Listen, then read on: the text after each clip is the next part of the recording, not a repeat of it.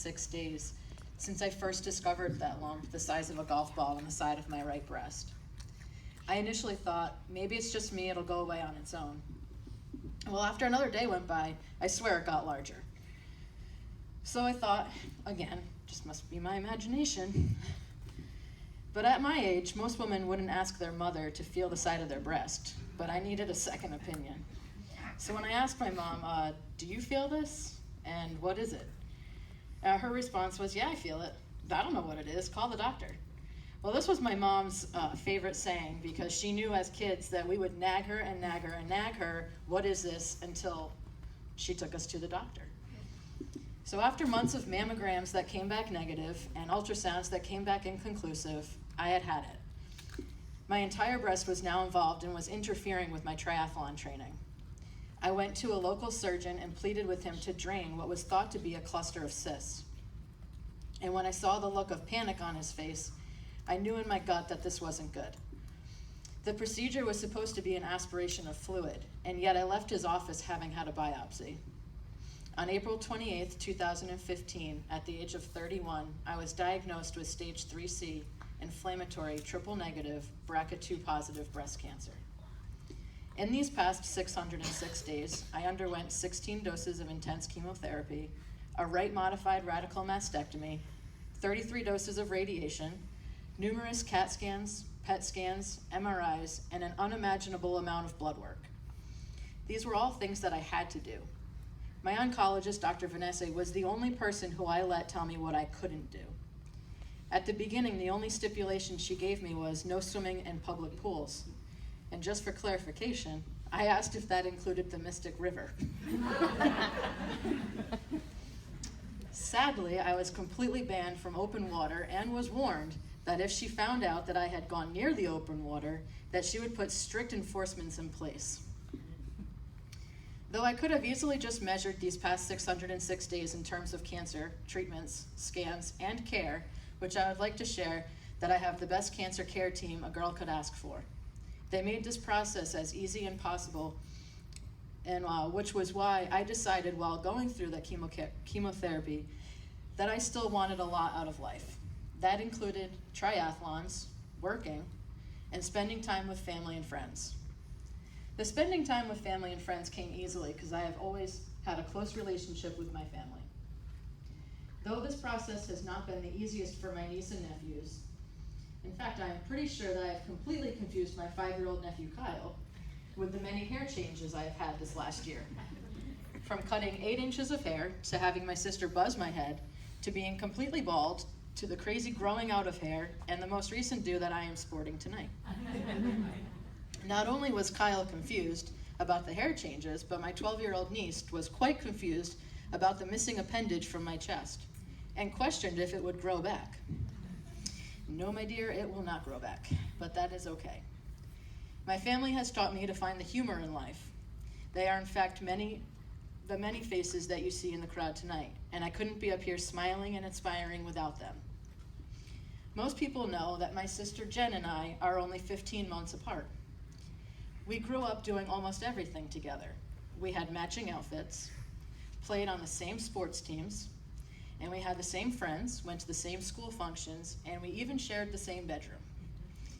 That was fun. It wasn't until we were adults that our interests had changed. Yet we continued to support each other and support each other through these decisions. While Jen was busy starting a family, I was busy trying to learn as much as possible about the sport of triathlon. Something triggered in my sister's mind while I was going through cancer treatment that she would start training for a triathlon and that she would do the first triathlon of 2016 with me. It made me feel so important to be able to teach my sister what I knew about triathlon and to see her succeed at the sport. I am so glad to have been able to share these experiences with her. My co-workers were tough as nails throughout the entire journey. They covered shifts and never once complained about the many hours they were working to fill my schedule. And the women with disabilities whom I work with provided me with unconditional love and proved to me that it wasn't what I looked like, it was who I was on the inside. It didn't matter how tired I was or exhausted, they greeted me the same every day. This became evident to me while attending an outdoor concert with the women I serve. I was walking through the crowd with one of the women who tends to draw attention to herself, and as I was looking around, I kept wondering why everyone was staring at her. And we had attended these concerts every week, and most everyone knew this particular individual. And after a few minutes, I was starting to get annoyed by all the staring, and then realized that they weren't staring at her, that in fact they were staring at me, the bald girl walking around with a scarf on her head. So I instantly had a sense of what it felt like to be different than others. I accepted that it was okay to be different as long as I am doing what I want to do and when I want to do it. Which brings me to my triathlon teammates. These men and women have provided me with the strength, courage, and determination to continue this fight against cancer. They each dedicated their 2015 season to me as I was no longer able to physically do triathlons. I knew before the first race of the season that I was not going to be able to race at all. Everything that I had worked so hard at accomplishing the prior 2 seasons seemed to be washing away with the tide. It was very hard for me to accept that I was going to be a spectator at this year's races, yet I knew that there was nowhere else I would rather be.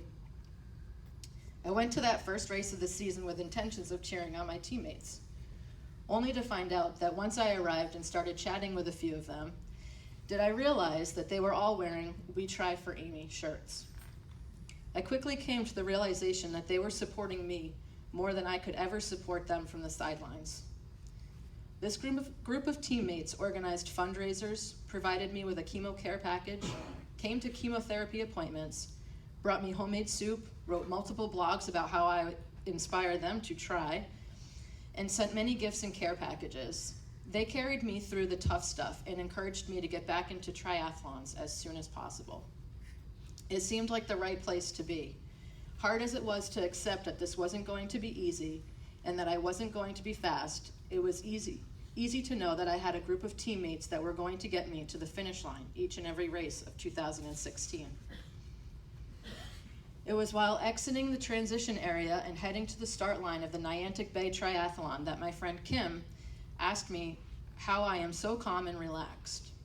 How is it that you are not nervous or anxious? And I looked around and I could easily see the stress and anxiety of the other athletes as they rummaged through their bags, making sure they had all their gear neatly placed at their spot and quickly trying to put on their wetsuits. I took a deep breath and my answer was simply, "Kim, this is the fun stuff in life." She looked at me and said, "Of course it is, Aim." So though I don't have a specific goal in mind for the future, I do know that I will continue to try because I can. So as day 607 comes shortly to an end, I look toward a future filled with family, friends, and of course, many more triathlons.